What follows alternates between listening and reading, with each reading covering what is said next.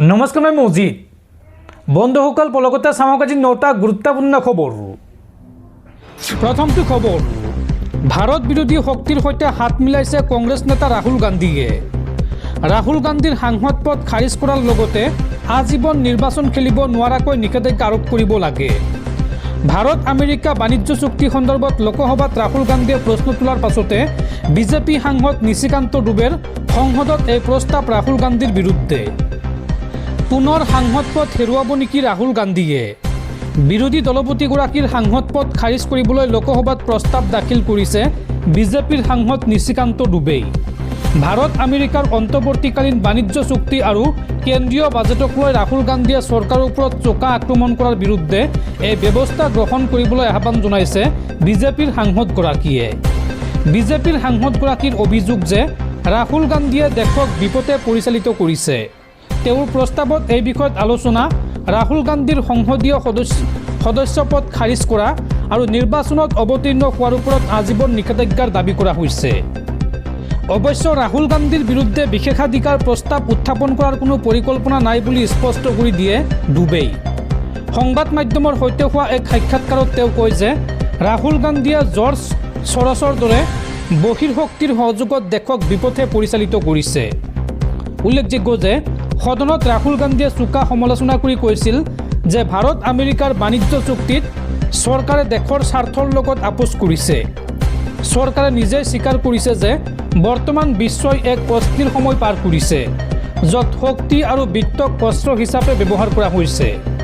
ৰাহুল গান্ধীৰ এই বক্তব্যক বিজেপিয়ে এগৰাকী অপৰিপক্ক নেতাৰ পৰিচয় দিছে বুলি কটাক্ষ কৰে আৰু ৰাহুল গান্ধীয়ে সদায়ে দেশৰ বিৰুদ্ধে থিয় দি আহিছে বুলি মন্তব্য প্ৰকাশ কৰে।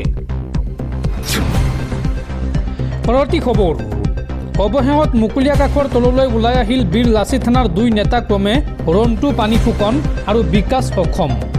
আৰু জেলৰ পৰা ওলোৱাৰ পিছতে দলীয় সতীৰ্থৰ আদৰণি। তিনিচুকীয়াৰ কাৰাগাৰত বন্দী হৈ আছিল এই দুজন নেতা। উল্লেখযোগ্য যে 3 মাহৰো অধিক কাল জেলত থকাৰ পিছত বৃহস্পতিবাৰে মুকলি আকাশৰ তললৈ ওলাই আহে এই দুগৰাকী নেতা। পৰৱৰ্তী খবৰ, যিকোনো মুহূৰ্তত গ্ৰেপ্তাৰ হ'ব পাৰে গৌৰৱ গগৈ। গৃহ মন্ত্ৰালয়ে সাংসদ গৌৰৱ গগৈৰ সকলো দিশ তন্নতন্নকৈ পৰীক্ষা কৰিব আৰু তদন্ত প্ৰক্ৰিয়া শেষ হ'লেই গৌৰৱ গগৈৰ ঠিকনা হ'ব জেল। যিকোনো মুহূৰ্তত গ্ৰেপ্তাৰ হ'ব পাৰে গৌৰৱ গগৈ। গৌৰৱ গগৈৰ পাকিস্তান ভ্ৰমণক লৈ চলি আছে তদন্ত প্ৰক্ৰিয়া। অসম চৰকাৰৰ SITৰ প্ৰতিবেদন দাখিল কৰা হৈছে কেন্দ্ৰীয় গৃহ মন্ত্ৰালয়ক।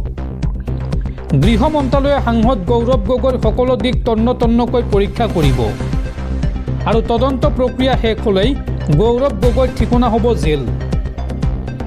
গৌৰৱ গগৈয়ে নিজেই পদত্যাগ কৰিব লাগিছিল। যি তথ্য পোহৰলৈ আহিছে তাৰ পিছত গৌৰৱ গগৈয়ে নিজেই পদত্যাগ কৰিব লাগিছিল আৰু গৃহ মন্ত্ৰালয়ৰ তদন্ত হ'লেই হাৰি যাব নোৱাৰিব গৌৰৱ গগৈ। এই মন্তব্য গহপুৰৰ বিধায়ক উৎপল বৰাৰ। দৰ্শকসকল, আৰু বহুতো গুৰুত্বপূৰ্ণ খবৰ আছে। তাৰ আগতে আপোনাক জনাওঁ যে যদি আপুনি এতিয়ালৈকে এইটো ভিডিঅ'ত লাইক কৰা নাই তেন্তে এতিয়াই ভিডিঅ'টোত লাইক কৰি দিয়ক আৰু এনেকুৱা ধৰণৰ ভিডিঅ'সমূহ নিতৌ চাবলৈ চেনেলটো ছাবস্ক্ৰাইব কৰি কাষত থকা বেল আইকনটো প্ৰেছ কৰি ৰাখক। পৰৱৰ্তী খবৰ, আৰম্ভ হ'ল বাবৰি মছজিদ নিৰ্মাণৰ কাম। নিৰ্মাণ কাৰ্য আৰম্ভ হোৱা এই মছজিদটোত প্ৰায় একেলগে 12,000 লোকে নামাজ আদায় কৰিব পাৰিব। মছজিদ নিৰ্মাণৰ কাম আৰম্ভ কৰিয়েই বিধায়ক হুমায়ুন কবিৰৰ হুংকাৰ। হুমায়ুন কবিৰে কয়, বিশ্বৰ কোনো শক্তিয়ে বাধা দিব নোৱাৰে বাবৰি মছজিদ নিৰ্মাণত। বিধায়ক হুমায়ুন কবিৰে আৰম্ভ কৰিলে বাবৰি মছজিদ নিৰ্মাণৰ কাম। বাবৰি মছজিদত প্ৰায় 12,000 লোকে একেলগে আদায় কৰিব পাৰিব নামাজ।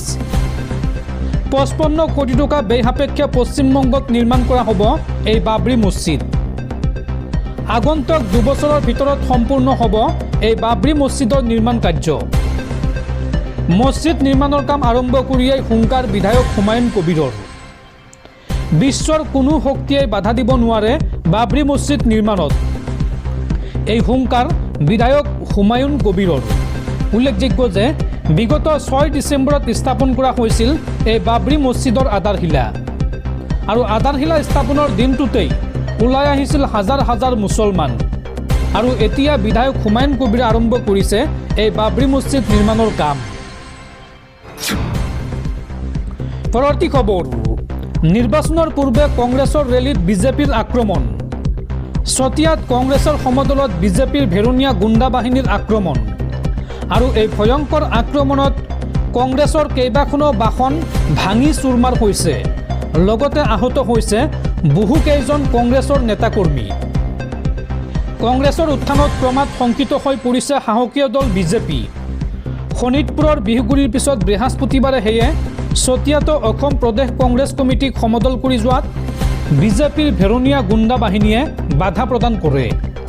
উল্লেখযোগ্য যে অসম প্ৰদেশ কংগ্ৰেছ কমিটিৰ সভাপতি গৌৰৱ গগৈ, অসম বিধানসভাৰ বিৰোধী দলপতি দেৱব্ৰত শইকীয়া, সাংসদ ৰকিবুল হুছেইন, বিধায়ক শিৱামণি বৰা, নিখিল ভাৰত কংগ্ৰেছ কমিটি অসমৰ দায়িত্বত থকা সম্পাদক মনোজ চৌহান প্ৰমুখ্যে কংগ্ৰেছ দলৰ একাংশ নেতাকৰ্মীয়ে বৃহস্পতিবাৰে বিশ্বনাথ জিলাৰ চতিয়ালৈ সমদল কৰি যাবলৈ ওলাইছিল আৰু সেই সময়তে বিধায়ক পদ্ম হাজৰিকাৰ গুণ্ডা বাহিনীয়ে চতিয়াত কংগ্ৰেছৰ সমদলকাৰী দলটোক বেআইনীভাৱে বাধা প্ৰদান কৰে আৰু একাংশ দুষ্কৃতিকাৰীয়ে কংগ্ৰেছৰ নেতাকৰ্মীৰ বাহনলৈ শিলগুটি নিক্ষেপ কৰাত বহু কংগ্ৰেছ কৰ্মী আহত হ'বলগীয়া হয়।